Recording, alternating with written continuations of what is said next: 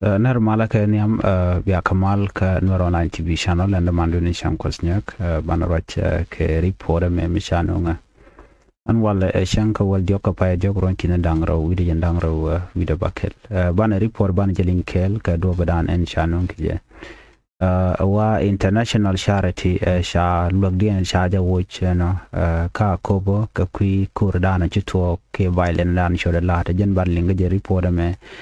na me report no be ka ji humanitarian of course ngai kon diale no bejamat mi kon bi kon situation down to content ta dan and shush kon ke je all those things ten kon lat ko dere doaran bu ko report man je linkel ko report mi be kanitin kon je la ji humanitarian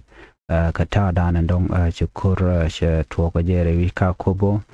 kanitin kon shu jentama kanitin kon tin de kon larno ke civilian ko chinal dear kanitin kon tin la deni ngai kan lode duno civilian kanitin kon la tension out la teten ya jen banu ko na ka jeri podama report shano ngwaseme wa international charity should can save the children chicken top chicken announcement chicken make chicken lado nene chicken look chicken ga kan tama chicken operation den ka ko bukan chicken ga kan chicken belat and decision me chicken lade kui kurdan chitu ka kobo gwaze dan tikon dia langa janu me cha kor cha la banan ka kobo kuma kirmi yadi ko bana bekanak chikala no shine office da shine yoga an organization me lana local lumisha kan shi kan Rodian Watch stikan kalat jan wanu de lar kena to kan shi ga jan ka kobo east centama ka kwiko gore jano dong de teram de target ko nuar la ka target mite ka kor mite to can need to tell staff 45 staff members ka jan serve the children ne ko na loga tupka ka kwi serve reason chikan la no chikan ne ken chikan ka woten winimi chinede ko la chikan la do ne ka kwi situation ka kana security dien kan ni shi take da chale take dangerous ka kujamo chine humanitarian operation chine ka chongan winemi ka dwal ko dong de na de kan ko dong de target der ben chemana ngai kona kan jian no kan organization of jal save the children no revision winemi ka kan humanitarians kan look kan ne shop ka 100,000 ne tikin to korkel tikan ka lokala gat tikin to korkel ala 100,000 children teacher can support it teacher can look this is amazing ngai kona and program dien along ko deal ke chiang pola point kona dan de shamaga te tiene shit ngai kona and la nutrition te kona dan la point la japi na mo top kana an organization me bon ko deal along ko kwidul gorka kenya ko deal ba ke child protection and gat de jagangade ko teriek made je jek ana kona dare cham ta dan de jak poke je everything in konde gat kala to muda ko akide garom ke je ku kan deal long ke je anyoken ku ke base long ba ka ku pina to go no de pu de kare aleka no ka je an organization kana mai rai wishin win mi ka ko ba is che batch che jido rungwan che ka jako bikan to go to dong de to dien jagawon yam jaga jako bikan bika bat kaka organization me ko lokana ne shang ka tongwan ka kwidwel wal kan dial kon pai kon kaling dien ngai kon jen de kon cholo no loss mi ditalong cause en community dan chebele to access ka kan pop ti ten go to la kan kaun no ka jom chalat gwaseme la country director man curve save the children ki kwa save the children no ajanata chi ji humanitarian workers sik jen ka jama che situation che ja ka bejelong na ka joran ji kan lat ka chene de content win mi bo chkala no ko chi chiang chi bai ne jen ka loko dong da te karing mu de to ka dan jen do badana ku ji humanitarian ku ka le jen ka je ka jen do badana kwa lo kwa ila kap chonga je save the children organization tana te kone che jere which will mi ngai kone ko jal ke je chokana ne lungan pin siang me bej ne tungwan te konte sharan barka kubo ka gwada chi organization te chi ke jenten walle ngai kondiale tele ka kwan merong me te ka tele ka piu to gore mal ke ka tele ka walan kon la kula kam kana ko enjoy ba la te kel kana joy chero da bara gwada dan ente disaster teten ke mishi chet ka kor shetwok chimnen konme la jolla ngwan kana long ko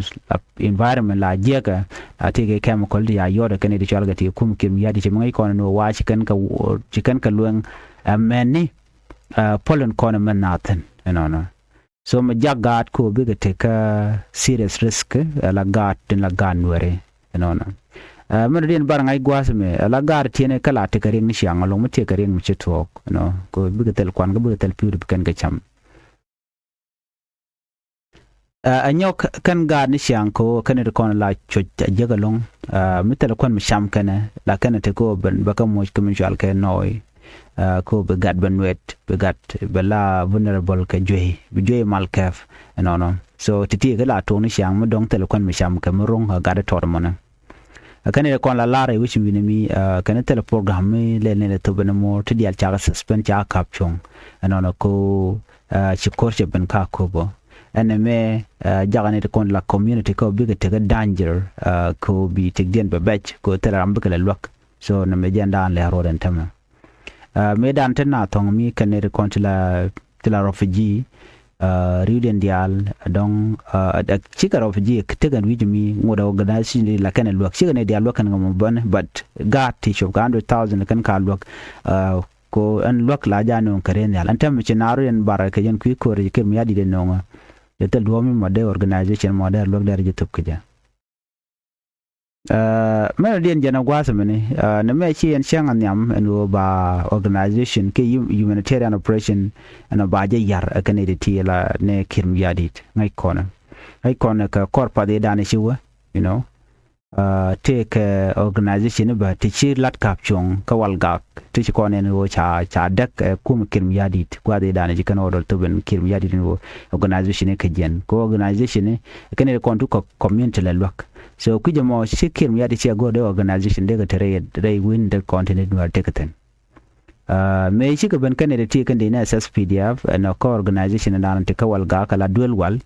ngai kon me dan chi kan la chi kan kwak de aletin wer mo kan kwal chicken facility ke liu chicken dak no so kan official to ti cha ki de ni cha dul wal daga ne cha go jino mi je kalon ko en an dul wal an ba wang ano ki ba torbiyele ka ba ka wang no me mi je ko jan lat kirm yadi de chicken wal chicken ganang ko en course ben pet na tel gwam de ka evacuate keje ko sometime dong chi korea to the organization there kwa to there ka wuch mi be ko la to ka mi ko kwa ka ga ban pin ko skan wal tikan ga yuru wal long tiladatin no so to chi kum kirm yadi chere gum chena mo che jalad ne ka gwase dan menta ma jan dana gor ka jana lat kan tam rai loka nyok ka ko bo isamone gor ka no bade kan organization an te ka ko bo of course have the children chauga but organization ko ken ticketin tin kon til hadba terman ana shanga jeno and you can ji UN la ji unimis no ken ka jere wuj ken jere wuj ko but take evident be nyo no ngum bala da kuma kirmi yadi ko ne de kon cha displays re wika ko bo shop kan ne joge 280,000 kan ne ngwalong 280,000 and 280,000 cha displays a kirmi yadi kanede kono joye ka jongle state to kono ka pai waro won kidan dangro widi jandangro widi die benen tama tama la peng na we kamere ban roda kanede ngwan long tila kwen gwad ma cha na jugo no cha na this place la ngwan men kana gat ka dong cha uni cha kamat keten so kuje mon ken this organization kono lo kana she can face out ka kui ko dan le herode chik ka larmon wo bi de karodian watch chik they did not decide that but I come kirm yadi te ka permission me menang na ya ka she go de nas they can take so na me agency situation dan to gre dwaran health organization kan kon lokagat chicken ladno chicken lat chicken ka chong re dwaran ring mi dire long na magore goro be kon dial be kon ngach